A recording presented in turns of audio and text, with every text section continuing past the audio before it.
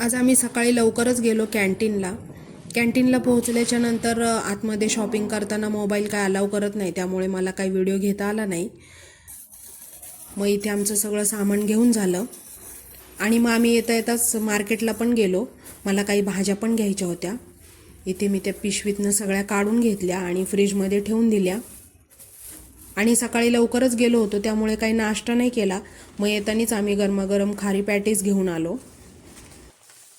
Patties मी ताटामध्ये काढून घेतले आणि इथे चहा पण तयार झाला आहे. ह्यांना पण मी नाश्ता दिला.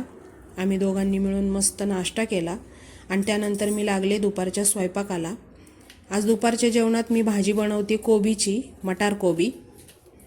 इथे बारीक कोबी चिरून घेतला. त्यानंतर कढई गरम झाली, त्यामध्ये टाकलं तेल.